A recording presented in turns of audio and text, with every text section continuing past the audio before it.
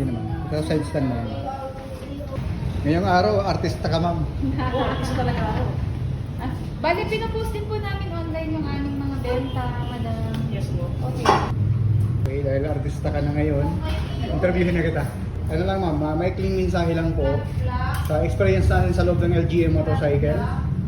Ano po yung nagustuhan natin? Bakit si Cafe yung napili ko nating kunin? Actually, nag-research ako online and yun nga, ito ay yun nga, manual, at the same time mura, at quality din yung kanyang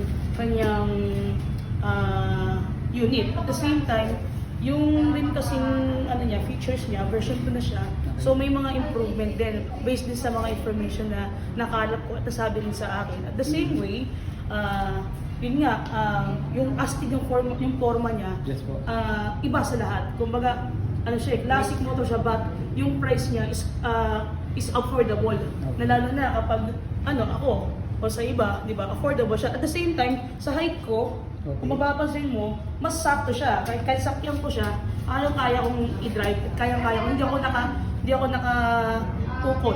Yes, ma'am. Rather, flat talaga yung paa ko. So, ayan ang advantage ko sa kanya. Sa loob ng ating facility din, accommodating yung ating mga staff. Okay. And sinasabi nila sa akin yung mga dapat kong malaman at yung mga maintenance ko at yung mga cautions, especially sa mga pagpapagawa sa, syempre, di ba, magbabago para maingat na maingat.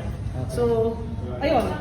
At the same time, meron din akong referral or meron din akong tao na nakuusap based on his experience na ang Motostar daw na brand, no, talagang quality at the same time matibay. Yes.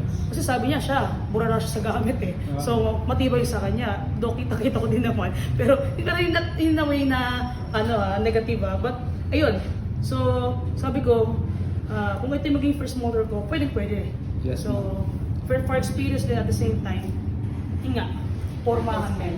Kaya nagtaka ako sa daming dealer ng motor. Kami talaga yung pinuntahan mo dito sa LGM So, motorcycle. syempre, at the same time, mas malapit sa bahay ko to eh. Yes, Di ba? Accessible din siya. Yes. Kasi kung pwedeng daanan, malapit sa daan eh. Kaya makikita mo yung mga stock din dito. Yes, So, ma'am. yun. Maraming salamat. Open kami Monday to Sunday.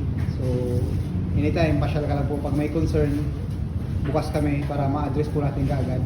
And maraming pong salamat. Ingat po lagi sa biyahe. Salamat. Okay. Ay. God bless sa inyo.